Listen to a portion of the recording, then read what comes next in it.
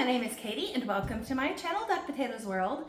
And this is Weaving with Bee, where I am documenting a weaving project from start to finish on my 2-shaft handmade floor loom, Beatrix, who's right behind me. So far in this series, we have wound a warp on a warping board, and I have slayed my reed, and I have threaded my heddles. And today the plan is to tie onto the back beam and wind the warp onto the back beam. I don't think I'll get around to tying onto the front beam today. I might, we'll see how much time it takes. But that's where we're at in the process and what I hope to do today. So thank you for joining me. I am filming all of these bits of this series on weaving in real time, just so that I have a documentation on how long it takes me to do this process and to give you, my viewers, an idea of how long weaving a project takes. This is a very simple weaving project, and you will definitely notice that the vast majority of my time is going to be spent dressing my loom. Once I get it dressed, we can probably weave the whole scarf in one video. But that's okay, that's part of the process. Dressing the loom is part of weaving, and that is what we're going to work on today. So I'm going to get you up close so you can see my setup, and we will get tied onto the back beam today. So different looms wind onto the back beam different ways.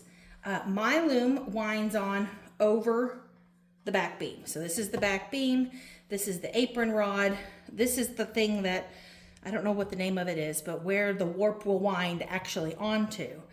I have accidentally tied on with my apron rod this direction. We don't want to repeat that mistake. That was annoying. I had to untie everything and start over. So we're going to make sure we are going over my back beam.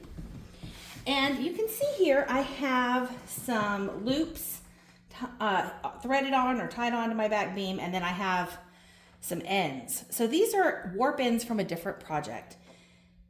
And I had tied them onto the back beam with these loops, and when I cut this project off, I left a little bit of the warp on instead of pulling this off and throwing it away, so that I can easily just tie each individual warp end onto one of these threads.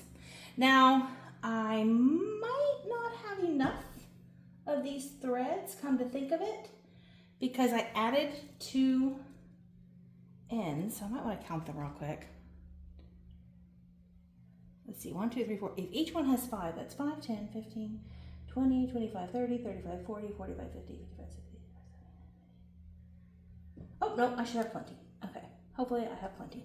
So I don't have to do this. I could tie the warp ends into bundles like this warp was done, and take this off and just hook it onto this loop, but I'm not going to. I'm going to tie each individual thread onto each individual thread. I don't have that many warp ends. I think I have 106 or something like that, if I recall correctly. So it's not that big a deal to just tie them on individually. If I had a whole bunch, I probably wouldn't do this. I would probably take the old warp off and tie them on in bundles. But I think, make sure this is right. Yeah, that's right. But since I don't have that many, I'm gonna do it this way. I don't know if there's an advantage to one way over the other. I think toward the end of the warp, this gives me a little bit of a bigger shed. I'm not certain that that's true, but it feels true. So we're gonna go with it.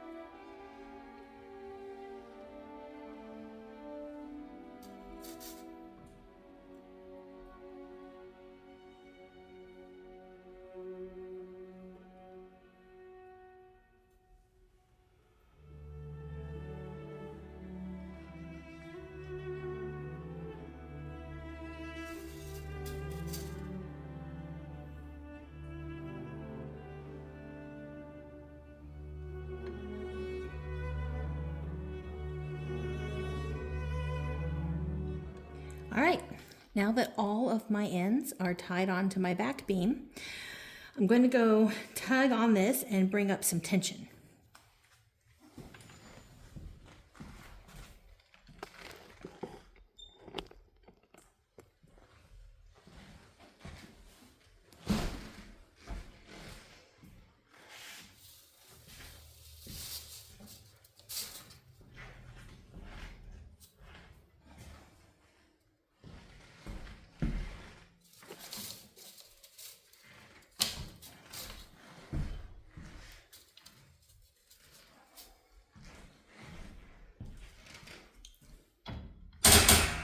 All right, I'm gonna start rolling it onto my back beam. Oop, one of these are caught down here, hold on. Bop, bop, bop.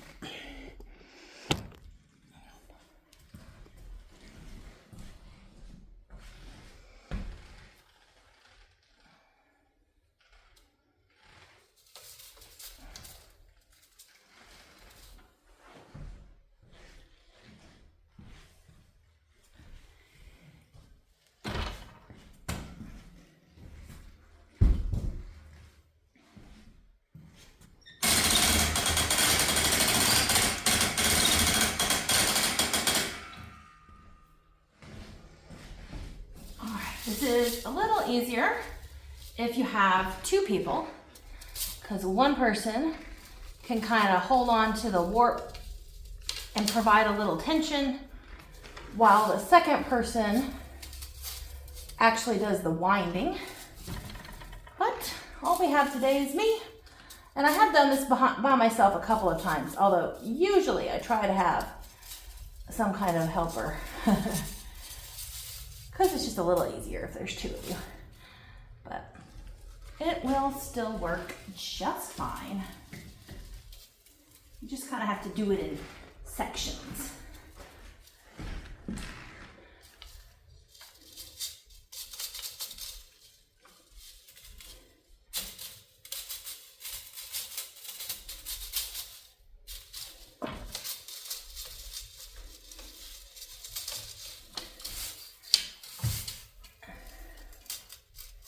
I just kind of try to fairly evenly spread out my heddles so all my warp ends look pretty straight.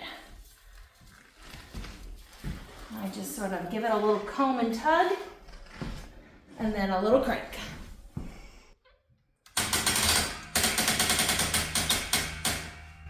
Now, because I don't have so very many, I will go in before I go any further, and I'm actually going to just make sure everything's laying individually over my back beam. When I have a lot of warp ends, I don't worry about it too much. But since I only have a few, it's easy to get it just exactly straight and right, and makes me happy. So to be a little bit anal retentive, I can be. But I'll be able to have all of these spread out really nicely and evenly and individually over my back beam.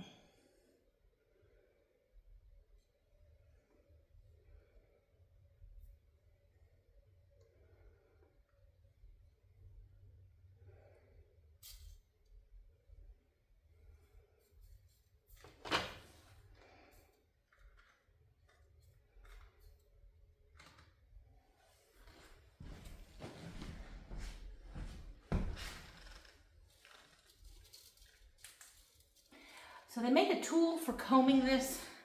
Once I get this kind of all straightened out, I'll move the camera so you can see what I'm doing on the other side of the loom. They actually make a tool for that, but I like to use my hands. I want to touch and feel my yarn. I don't want to put a metal comb through it. So I have a comb, I just use my fingers though.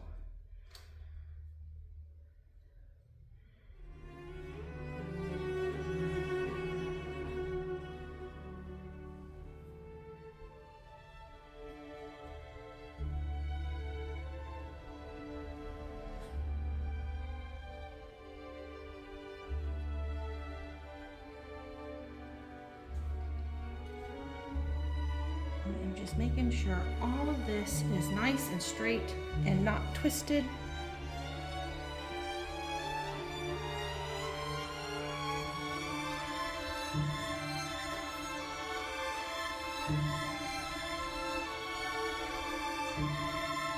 If I didn't do this, it really probably wouldn't matter. It all comes out in the wash.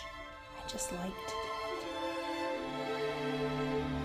As far as I know, it wouldn't hurt anything if I skipped it. This side's not.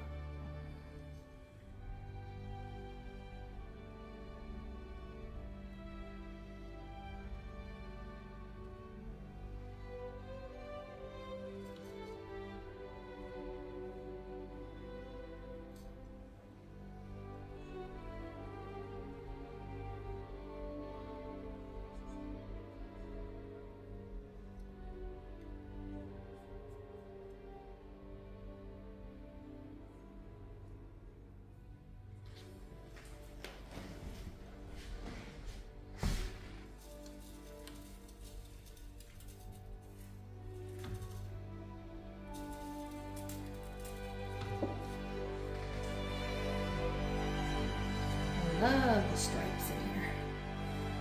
So pretty.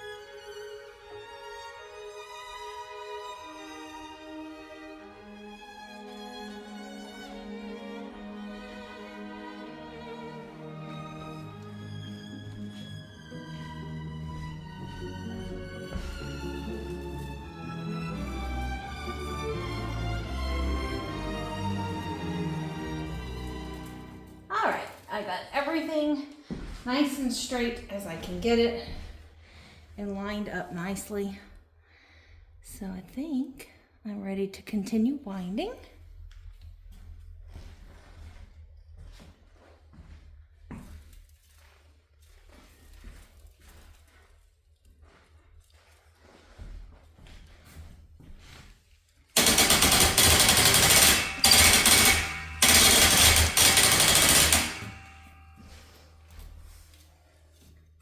I'm gonna give you guys a different camera shot now. All right, so here you can see the loom with my warp hanging off the front, and I'm just starting to wind it up on the back beam. Now, one thing I need to do is I need to put something rolled up into the back beam so that the threads don't get tangled up and stuck in each other. It helps keep the tension even. So for that purpose, I have just some brown paper that I will roll up into the back beam.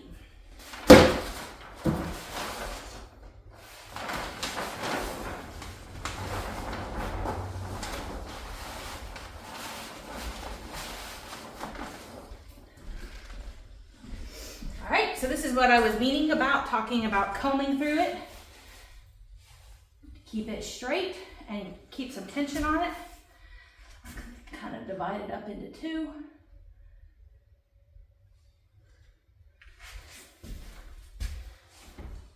I have not cut all of my holding threads, apparently. I have to get rid of those.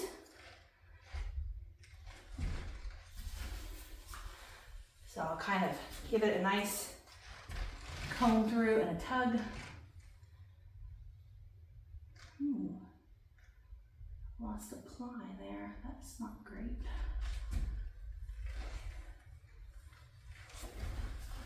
And I'll kind of hold it, some tension on it, and wind.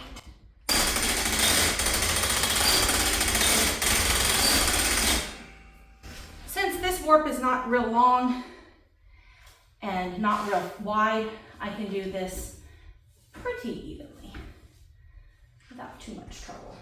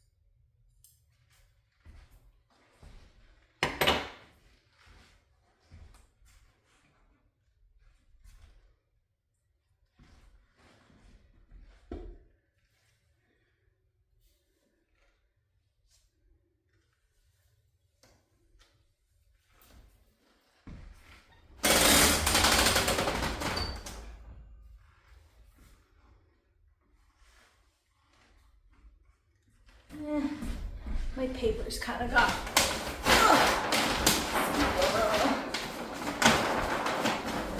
Before I go.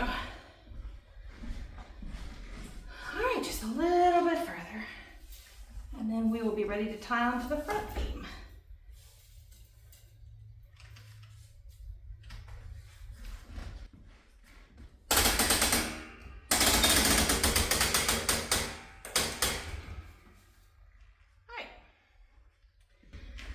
So from here, I will cut these open and tie them into little bundles, and then I will tie them onto my front beam.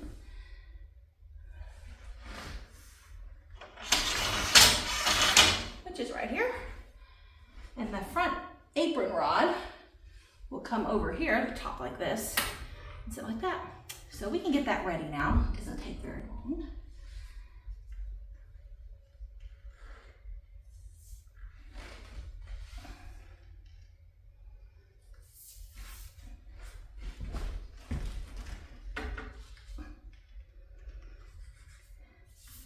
This is another time when it is very important to know what direction your loom goes. Mine goes this way. And I don't have my brake engaged at all right now.